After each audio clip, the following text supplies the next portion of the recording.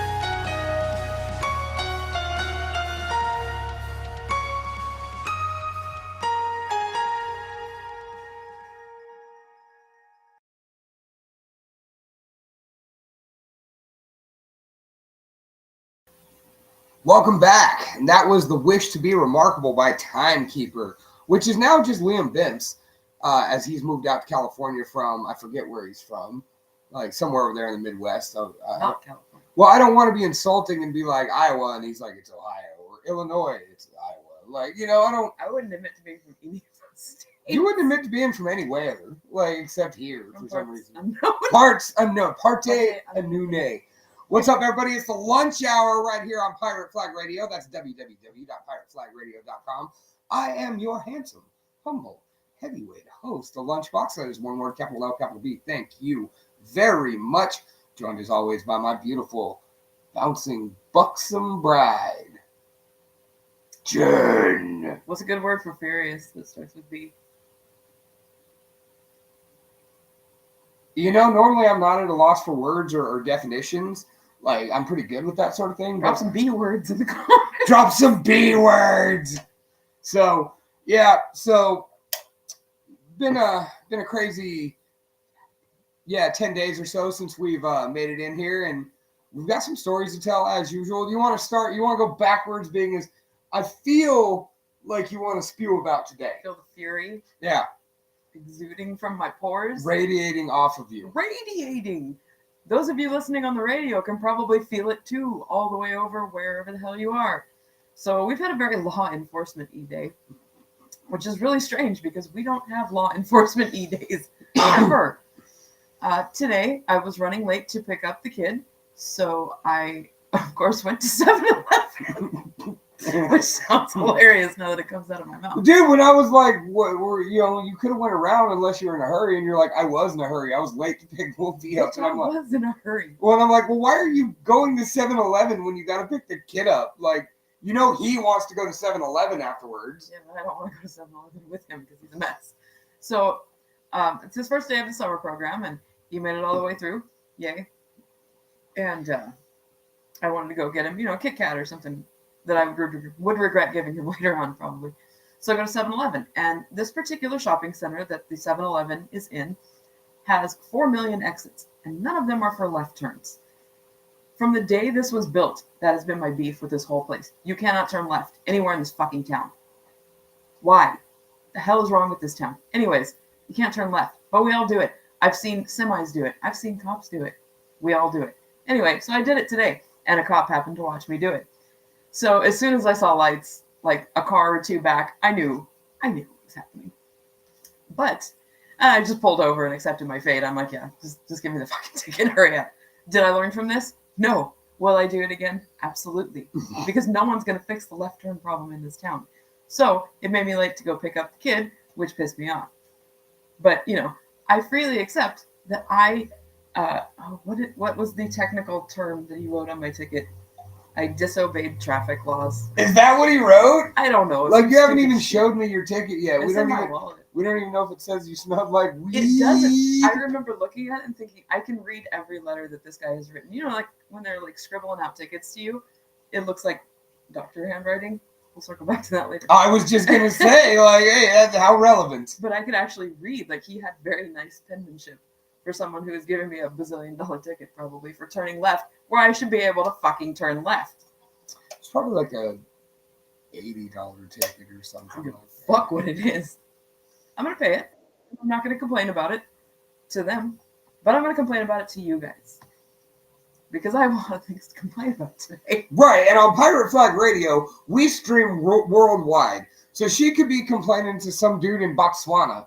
Oh, I haven't done my time zone. Okay. No, and we're Sundays Sundays at 8 p.m. And now the times of Pirate Flag Radio, Mike Vanek went ahead and accepted it. They're all Eastern. So we're on 8 p.m. Sunday evenings on Pirate Flag Radio is where you can hear the lunch hour, 5 p.m. Pacific Standard Time. And then I thought you were looking up times. I started to. Oh, wow. I'm so glad that Google knew what I was typing because my fingers didn't. Oh, my God. So, Jesus Christ. It's a lot of hours in Botswana. It's tomorrow, essentially. You can't figure out the difference. I don't feel like doing it. Well, then how will people in Botswana know what time on Monday afternoons we're on? I think Botswana has Google, potentially. I don't know. Maybe, maybe not. I've never been to Botswana. It's only 9 6 hours. It's Oh, 9 hours ahead. Okay, so it's only 9 hours ahead. I'll get back on that. I'll get back on the horse with the time zone thing because I think it's important for people out there to know what time this show is on in random places in the world. Right, because they randomly might hear us there. Like, we never know. We might gain a fan because of the fact that you had your time dialed in. Yeah. You knew exactly when. All right. So, do you want to tell the other law enforcement day? You want to play another song real quick, and then we'll come back and tell that story. That way, we got some gap time in here. Yeah, let's do that. All right, cool. Well, this is a cover, but it's in a different language, so I don't know if it counts if I'm going to get hit with copyright on this, but... How do you say copyright in Spanish? I don't know. Chongo, if you're listening, I'm playing your song. Tell us how to say copyright in Spanish. Let's see if you know what this is. Ya no quiero ser, ya no quiero ser yo. Ya no quiero ser yo nunca más.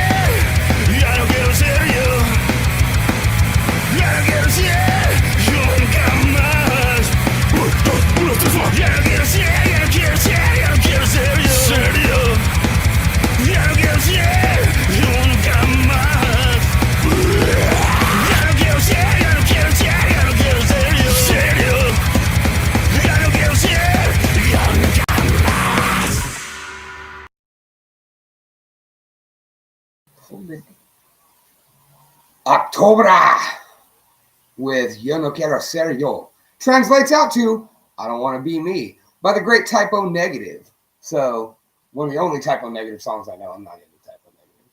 I had a few moments where I was like, yeah, I could listen to this. And that guy was hot. But he's dead now, so it doesn't matter. He's also quite a bit older than me, so it really wouldn't matter anyways. Anyway. Well, I mean, I you know, like, you're quite a bit older than me. Okay. I have a lot of rage today. Why would you want it to be directed at you? Oh, I'm just trying to keep you going. Like, Just trying to keep the rage flowing. Yep, just trying to keep the rage flowing. Besides, you're off tomorrow. Like, so you can be awake. Like, True. I got like 4 hours of sleep last night. So. Hey, what's up, Jordan? Well, at the moment, you're our only viewer, but we got some people wandering in and out from time to time. So, they'll be here. They won't. Whatever. What's more important is that we have hundreds of, thousands of, millions and millions of people worldwide that can hear us on www.pirateflagradio.com at 5 p.m. Pacific Standard Time, 8 p.m. Eastern Seaboard Time, whatever 9 hours. Did I say 9 hours? Yeah, 9 hours. So, Botswana. So 2:30 p.m. or 2 p.m. in Botswana. Just in case. You can hear the lunch hour. Yeah, if you're over there or in the same time zone as Botswana. If you're on vacation, you can take us with you. I don't really want to go there, so I could go virtually. Vicariously, as it were. Yeah. In Botswana, the lunch hour. Introducing people to bands like Octtobraa, Timekeeper, and the other slew of bands we got going tonight. So, the second law enforcement-y thing today, and this is gonna, Jen's fit to be tied tonight, man. I'm very angry. She is livid tonight. Very, very angry. Hey, good evening, Starlet. Hey, we still got her intro we haven't used yet. She sent us the whole throw-in, this is Starlet O'Hara. Yeah. And it was right when you got sick in December when we stopped doing shows. I've been sick forever and ever. So, yeah. Well, now we know what bumper we can use to open next show. So, sweet. So, either way, good evening. Thank you for being here with us, Starlet. See, Jordan, you're not our only viewer tonight. You're not alone. Ha! You're not alone. We are here with No you. comments on that. I'm so confused. What is Mark Zuckerberg? Eat a dick. Well, back out and then go back in. You'll have No. comments. I'm No. just saying. But anyway, I do. so the second law enforcement moment. So those of you who follow me on social media, you or Jen, we have a son. And despite him being our biggest headache, he is also our pride and joy. And one of the things he has been doing lately that is us oh so proud is about 2 weeks ago, we knocked the training wheels off his bike. And he is now riding full speed up and down the block, no training wheels. Most time, no helmet or shoes either, because he'll just, be playing in the yard and be like, I'm going to go around the corner and just grab his bike and dip. So during the day when Jen's beautiful mother, who's recovering over there, in the hospital, and you can tell us, we'll tell you where to send gifts if you want to direct message us, and we'll send Miss Rose some gifts. The more obscene, the better, because it'd be funny, because she'd get it. She might not be that kind of person. She may not be thrilled about it, but she get it. Anyway. But anyway, so Wolfie, when her mom watches him, he's allowed to go driveway to driveway, two houses down and one house down on the other side.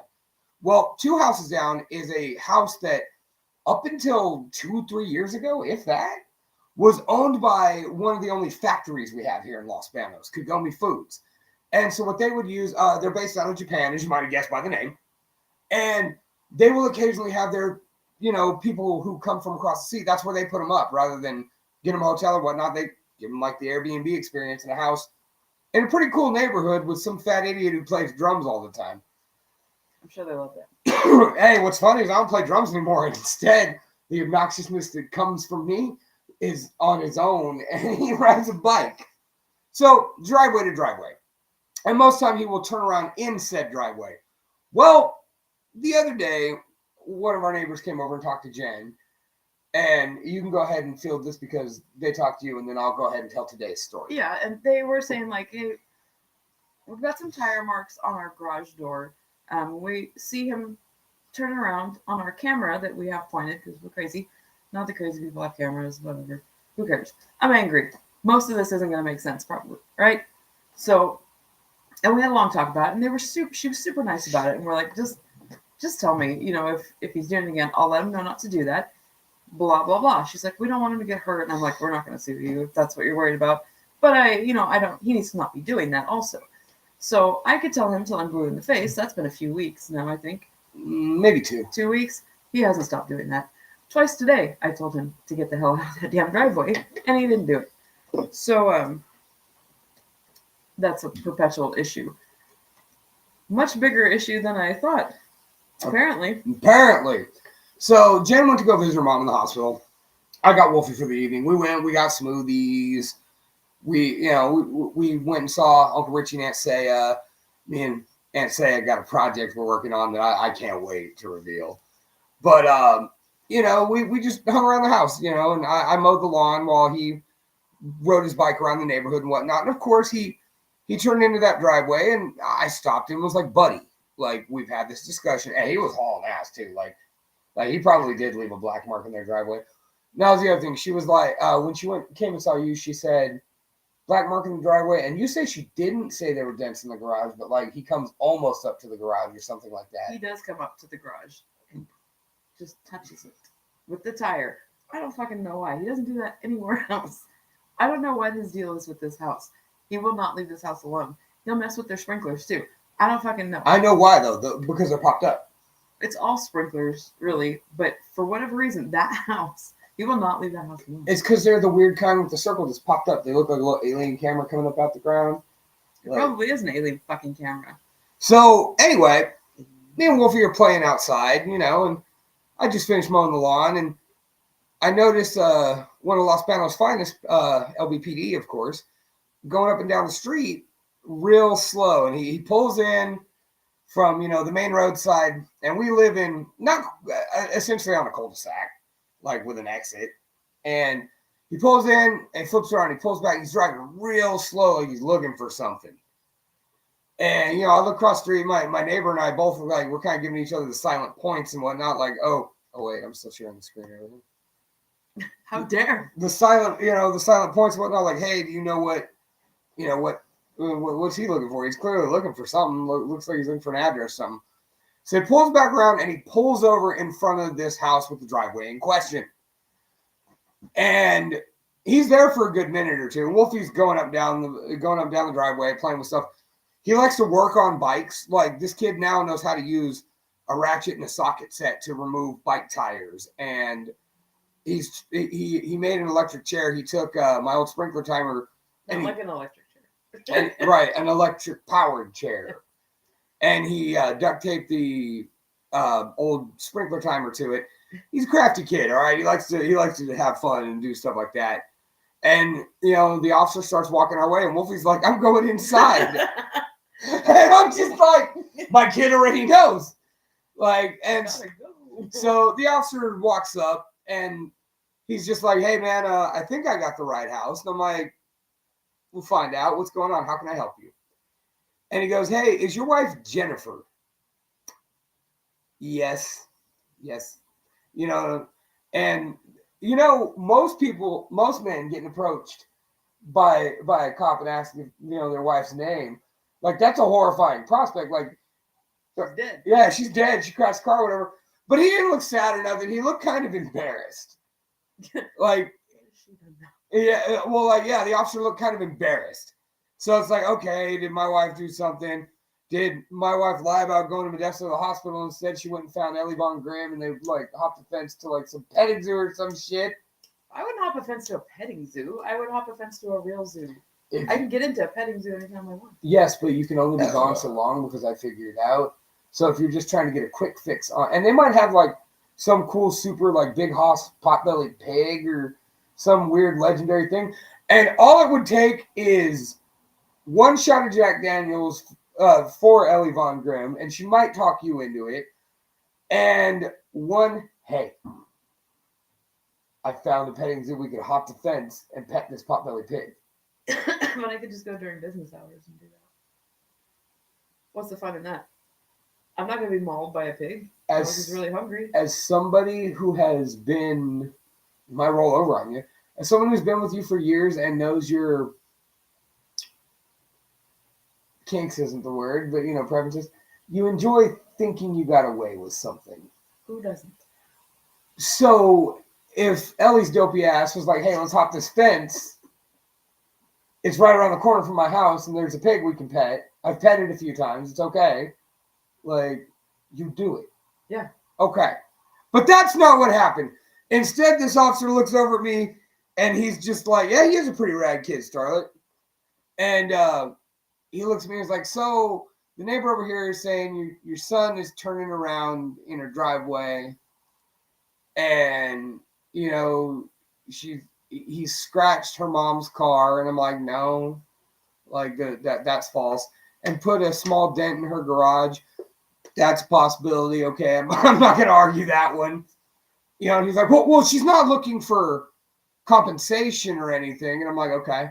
He's like, she's just, every time something sets their alarm off, if we report due to a false alarm, they're charged $200. Yeah, that's unfortunate. That is unfortunate, right? Yeah, he's like, they got a couple, and I'm like, seriously? And he's just like, once again, they're not looking for compensation. You know, so then Wolfie wanders back out. Oh, I didn't tell you this part. And, you know, the officer introduced himself to Wolfie. Wolfie goes, hi, I love you.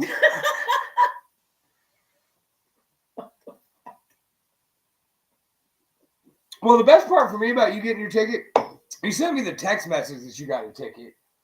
But the best part was when I called you to talk to you about, you know, my plans and whatnot after work. And Wolfie got mad because he wanted to talk to me. And as soon as he did, Mom got a ticket from the police officer. Yeah, well, you ran into a fucking red light. Hey, you know what? I'm hoping that's going to be forgotten because you got a ticket from the police officer. I got a ticket for turning left. What a bunch of fucking communists. Anyways, we're not talking about that. So Wolfie wanders back out, tells the cop he loves him. And the cop is just like taken aback because Wolfie's polite and he's charming and, you know, he's a good kid for the most part. He drives us crazy, but when it comes to other people, he's really chilled out and eager to please. And so I was like, yes, Wolfie, this is Officer, you know, and I got his name. And, you know, I introduced myself. I introduced him to Wolfie. Wolfie shook his hand. And then I was like, Officer, you know, so-and-so has something to tell you. And you could tell the cop looked at me like, what? And I'm like, dude, by all means, like, authority. You know, so he lets him know, hey, I want you to listen to your parents. You know, don't ride out in the street and don't turn around in this driveway because, you know, it costs these people money or something, or they've asked you not to, or whatever the case may be. And it was reasonable, you know, and their request is not unreasonable. Our kid does need to stay off their property. However, Jen, here's what's unreasonable about this. He's been doing that for a long time before they came and talked to me. And he won't leave their house alone since no matter how much we ask. We already complained about that. How sensitive is your alarm system that every time anybody goes in your driveway, near your driveway, the cops are called? When you come home in your driveway, are the cops called? If someone walks up your driveway to get to your front door, do the cops get called? No, they don't, because that didn't happen. They called the cops on a fucking 5-year-old, and now I have to make them pay. I'm angry. You did not just say that live on Pirate Flag Radio on the Lunch Hour Show at 8 p.m. Eastern on Sundays. 2 p.m. in Botswana. Or whatever. 2 a.m. in Botswana. 2 a.m. I think I said p.m. earlier. It doesn't matter what I said. We'll go back and listen to the footage. Of course you will, because why wouldn't you want to pick on me tonight? But anyway, so yeah, neighbors and the officer did say that they asked. I'm not sure if he said they called them or like they talked to them when they called, because you know, when I used to work at Freshville, their alarm had the same thing, because there have been times I go double check the door. It's a business. And, right. It makes sense. Right. Don't get me wrong. This isn't fucking Detroit.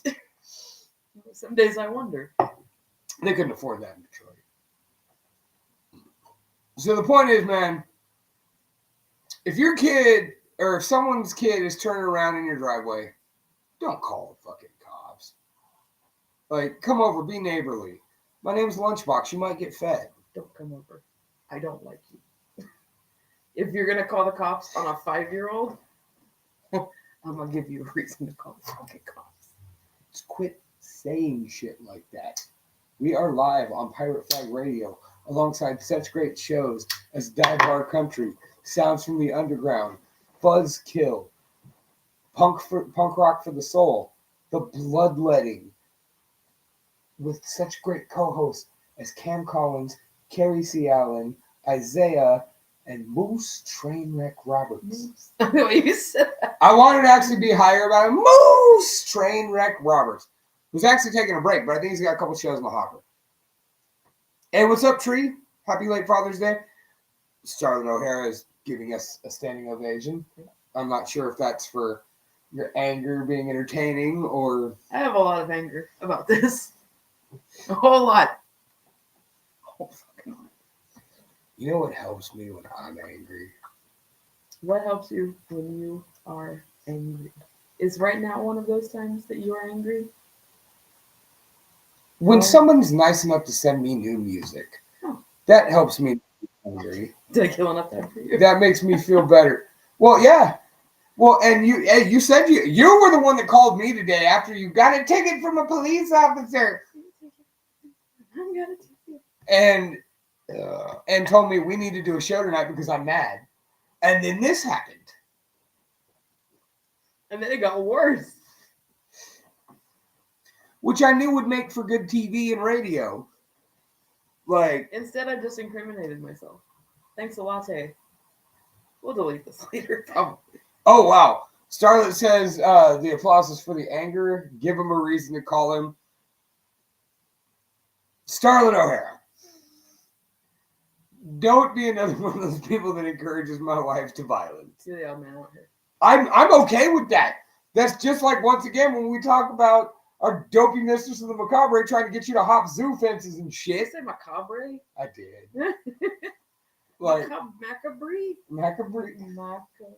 Hey, if nothing else, I have a reason to say macabre. And you know it. Macabre. Ringmaster.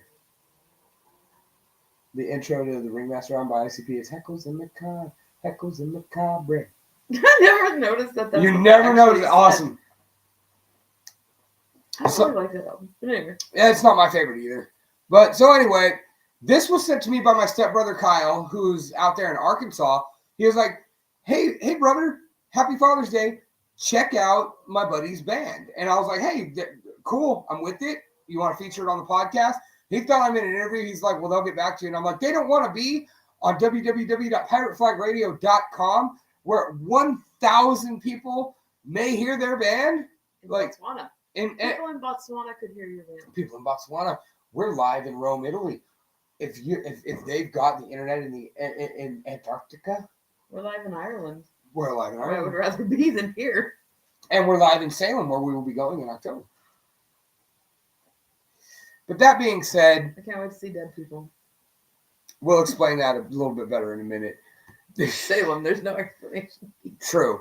This is Flashy Things and Cast by Knights on... Oh, shit, I can't even read the band name anymore. Knights on Avondale. I like flashy things. I like shiny things. And Cash. I do like cash. Right here on Pirate Flag Radio on the lunch hour. Check it out.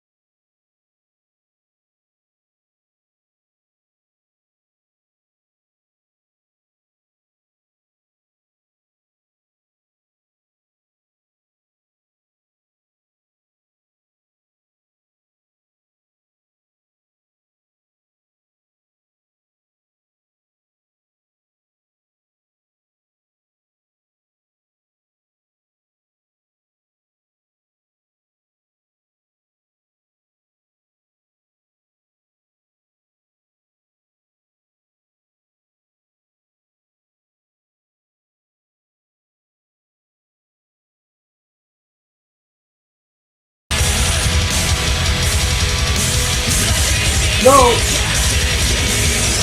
hang on. We just realized we were sitting here on mute for the last like 2 minutes. So let's start that song over again.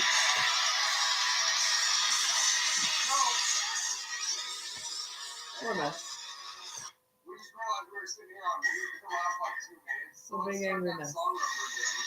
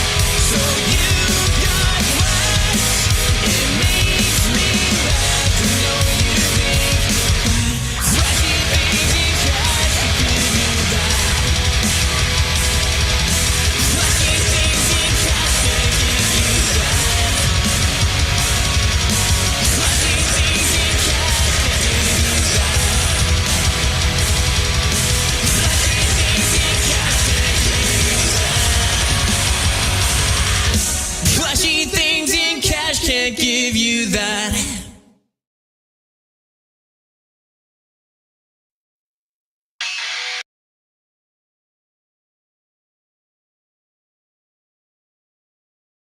Now it's on Avondale with flashy things in cash right here on the lunch hour. Wow, sorry about that little snafu. We could play the track over here, but I forgot to share the screen. Like I had opened up the screen to share it, but I didn't bring it into the box here.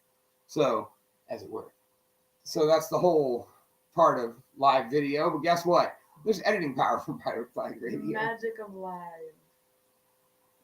We might fuck up. That's the magic of live. So, speaking earlier, you spoke about how the officer wrote everything so legibly on your ticket. Yes. Yes, he did. Because usually it looks like scribble scrabble.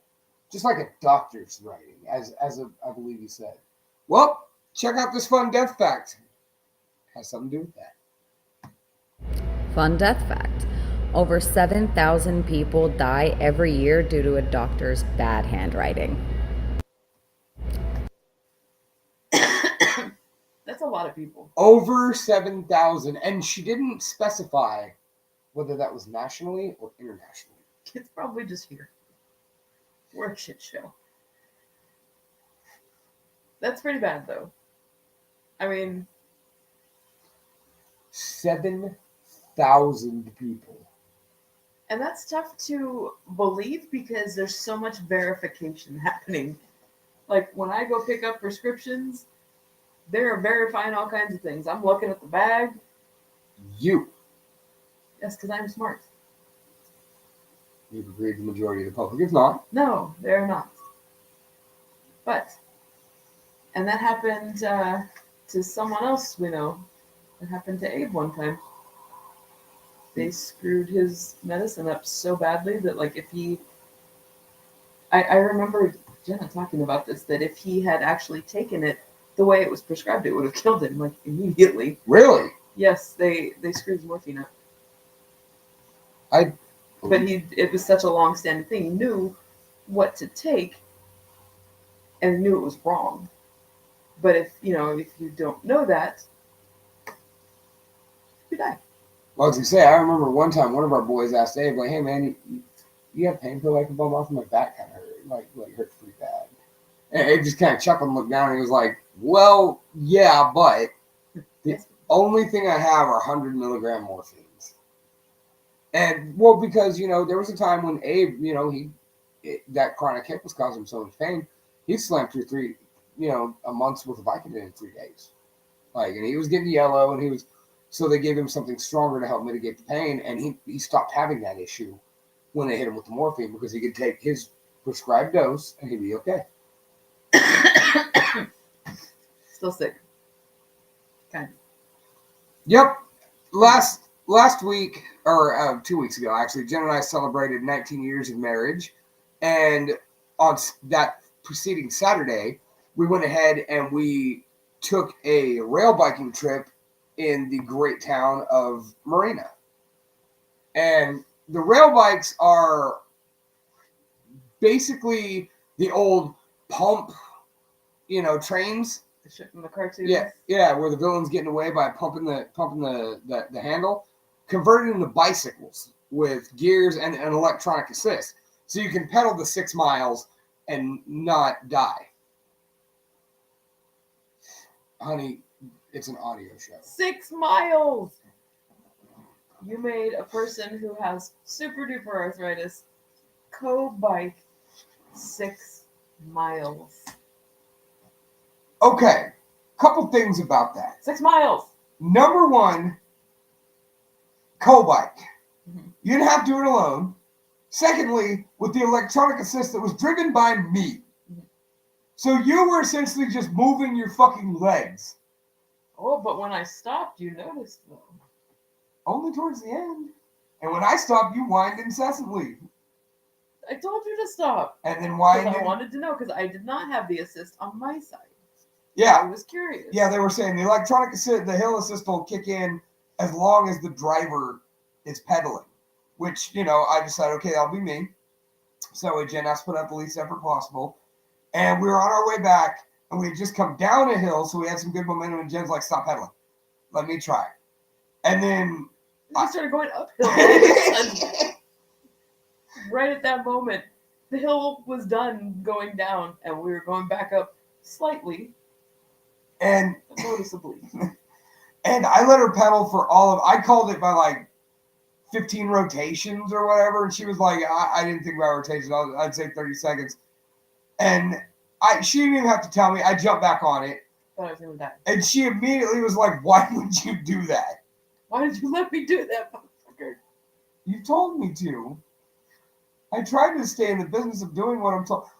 Married men, I apologize. Because I'm just going to let you know right now, you're screwed. You're screwed. Because if you don't pedal for her, she's going to be like, I have to do this alone. And deservedly so. That shit was probably terrible. It was awful.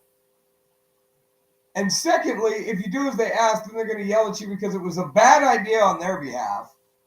But it's your fault that you went with it. Yes.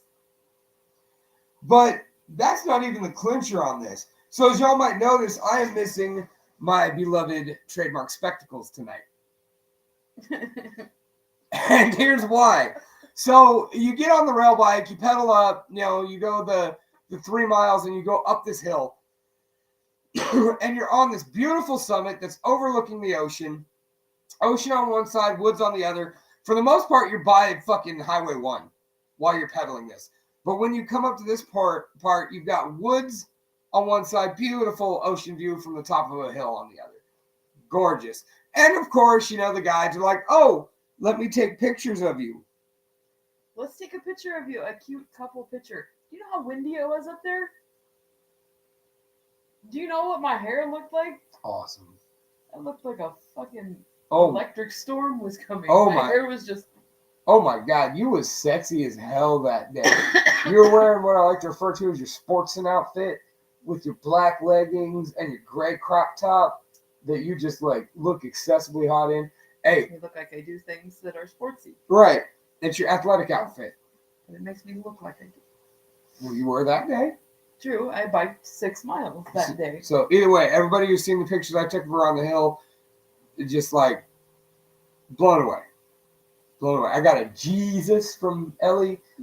I got a you were there for Ashley's reaction. She was she was just like, okay. And breaking hearts on the hills in Monterey there. And so breaking hearts and breaking other things on the hill. So you take the cute couple picture and whatnot, and there was this older couple behind us, and they were funny as fuck. So they were bullshitting with us, before we took off, and then we were bullshitting at the crest of the hill. So I stretch and do something, pull my glasses off, Most people that know me will tell you that I very rarely actually keep my glasses on at all times. I'm always pulling them off, cleaning them, looking through them, looking without them, and as I go to push my glasses up, I notice the left lens is gone. Just gone. Nowhere to be found. And so we start looking around all over. So while we're supposed to be up here enjoying the view, we've got the whole fucking party just looking for my lens. We enjoyed the view of the gravel beneath the tracks. Even the guides were kind of looking. They didn't give two shits. They didn't give two. They're like, if it's findable, we'll find it. Don't bother. It's fucking scratched. It hit the rocks. And it's scratched. No, the funny part, though, about that, so, of course, now I got to get these replaced. I've only had them 2 months. I'm terrible with glasses. I'm not that blind, so I don't really need them, but I prefer them. And I lost a pair in, January or, March and got them back in April. And so then this lens falls out. And this ain't my fucking fault. I ain't dropped these glasses. I ain't kicked them or nothing. And so when I go in, they're telling me, oh, well, we can't give you warranty because the lens is gone. What? Yeah, it's, and I'm like, wait a minute. So the frame is defective, and caused this to fall out. But because I don't have what fell out, you can't warranty it. You can't cover it. And they're like, no, the lab won't do it. And I'm like, so let me get this straight. Had it fallen on said gravel or steel, train tracks, and I stepped on it and it crunched, would you want shards in a box? I can give you shards in a box. Continue. And they were just like, we know it's dumb, but they won't do it. And it was funny because I was talking to the rep there, and then all of a sudden her manager's sitting by her, and I'm like, oh, you think I'm a problem? It's like, you don't even know what you just ran into. You ran into a guy that can be loud, obnoxious, and angry, and still be charming and sweet about things. And so I was just like, hey, man, can you just try for me? Just give the lab a call. I'm a salesman. My job's to sell things. Get people to say no to questions they usually say yes to. So they call the lab. They don't even got to put me on the phone. They tell them what's happening. They're like, yeah, no problem. And they hang up. Done. Get my glasses for free. So, with that being said, I lost my glasses. By the way, what's up, Lenny? Yes, we got a new laptop. Finally. Yes. And we keep it hidden from our son. So hidden. So hidden. Out of his reach. So, all right, you want to talk about this interesting horror movie? Yes. Yes, we can do that. Okay. So, Mistress of the Macabre, Ellie Von Grimm, texted me and said, hey, got a movie for you. It's by a friend of mine. And he knows it's a mess. Matter of fact, so much went wrong, he almost died while making it. Shoot that bitch over, Ellie. So this is available on YouTube, but you got to know where to look. And that's about all we can say about that. Yeah, pretty much. So check it out. We don't have a trailer. We just got a little clip. This is Basalt's Clown. Tell us what you think.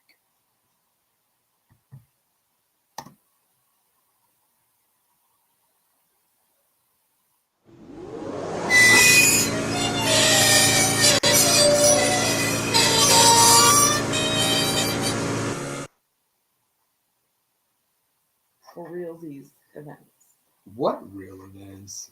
These real events. For real. Did we circle back to these girls? I don't think so. I forgot about that. Well, remember, we'll get to that.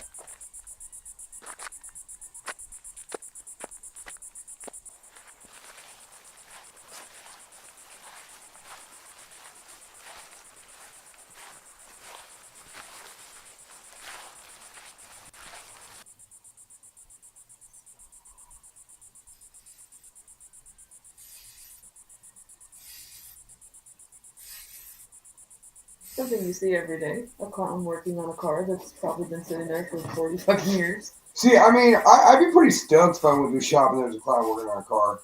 Would you? Would you? If I went to a shop,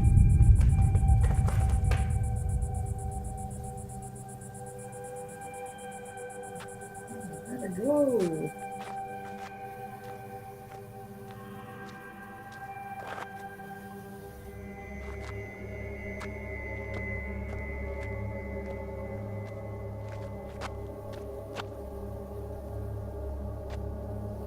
so she stumbled out of a cornfield into a junkyard.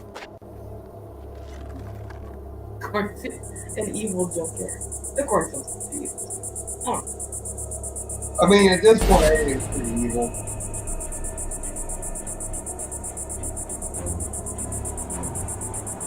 Now, in all reality, to me, and I'll break it down further, this bike is the highlight of this movie. And that's not me trying to knock on the movie at all.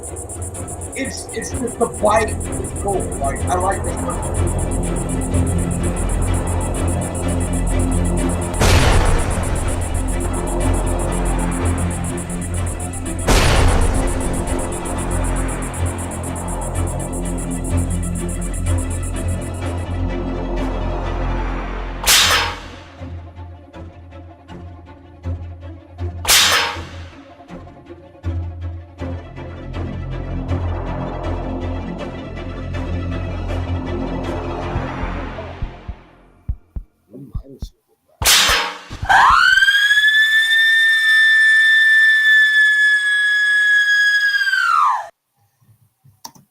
And the scream goes on.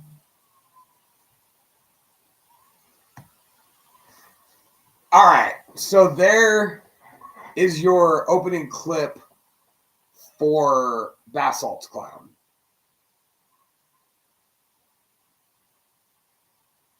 And it goes left.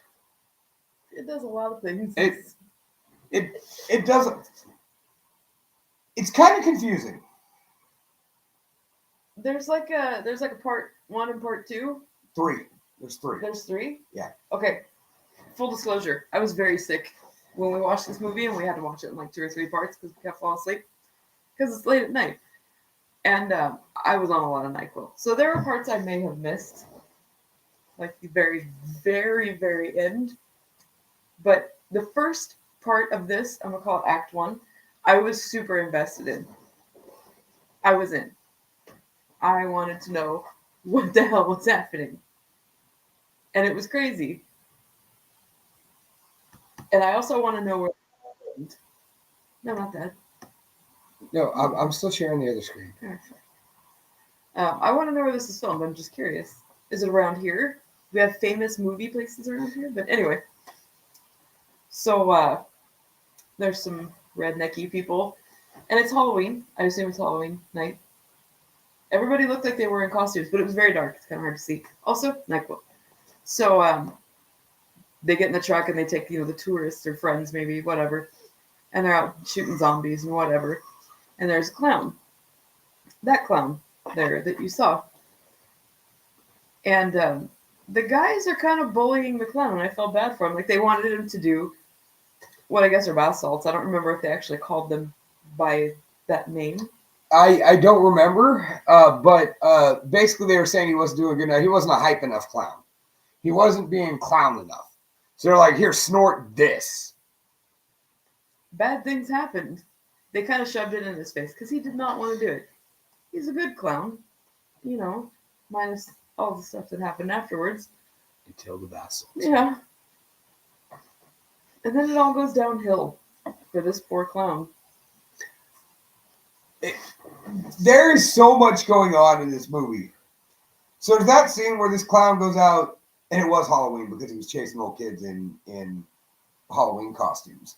And then when it goes to the act 2, there's like people on a boat and people fucking in a car, and then they run into a cornfield, and there's a cult that apparently includes this and other clowns. And they give this giant cult speech, and like there's some Cthulhu shit, like tentacles. Portals. But yeah, this portal opens up in the sky, and like Cthulhu tentacles come busting out of the sky, and like the cult leader explains what a cult is for like 5 minutes. Like she's like, we're a cult, a sect, a coven, and just goes on like that for a minute, and because we will survive because that's what we do.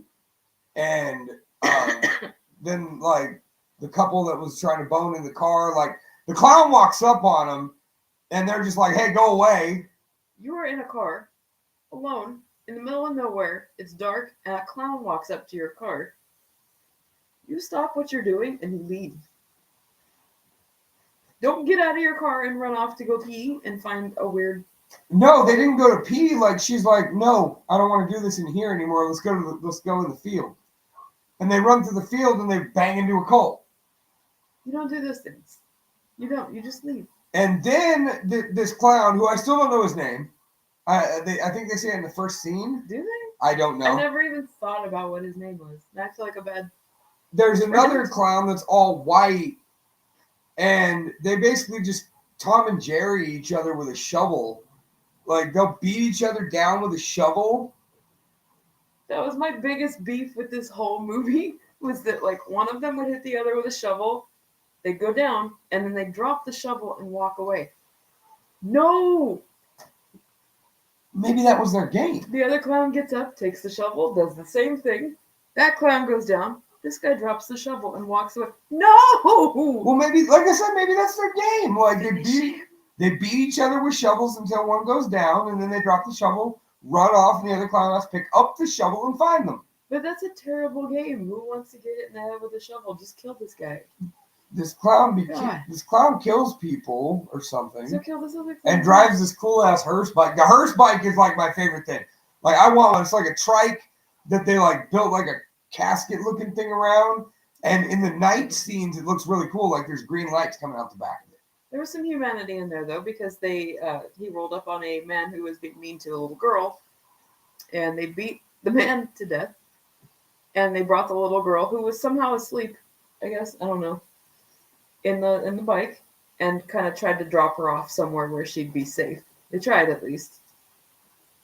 Yeah. And then there was a weird church scene with a dead kid. It wasn't that girl, so I don't know what happened there. Yeah. But he tried.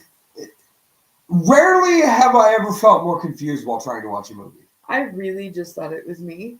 And sometime when I'm not sick and doped up on NyQuil, I would like to sit down and try to finish it without falling asleep, to try to see if I can put the pieces together through the haze.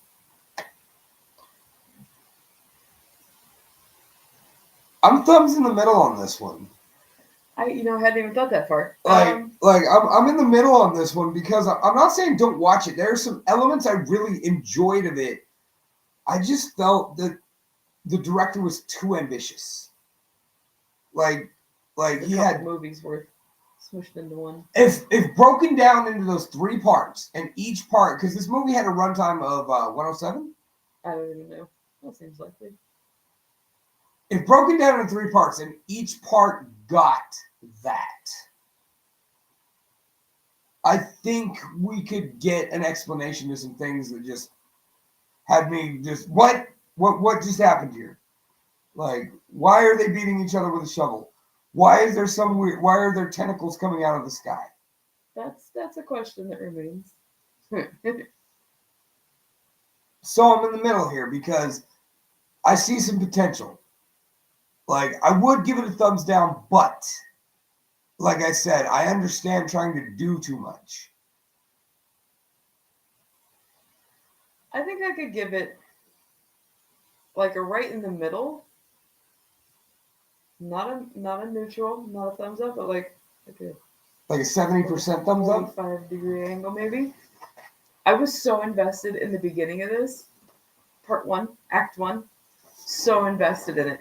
But I want it to wrap up and like be cohesive. And I want everything to come full circle. And I want to figure this out. Because I'm so confused. I want to be invested in the rest of this. So watch it. If you can find it. 45-degree angle there. Take the 45-degree angle and watch it. And then we can discuss. So we come to the end of our show, and being as apparently we're breaking the law today, we're going to break the law on the show. Yeah, we're good at that today. Yep. Cops probably going to show up again. Right. Cops are going to show up because we broke the law. We didn't go with the dub track. Going with my boys here. Aaron Jones, Crusher, Travis, and little old Shane. This is GlitchKill with Winter Within. Good night on a special Sunday edition of the Lunch Hour. There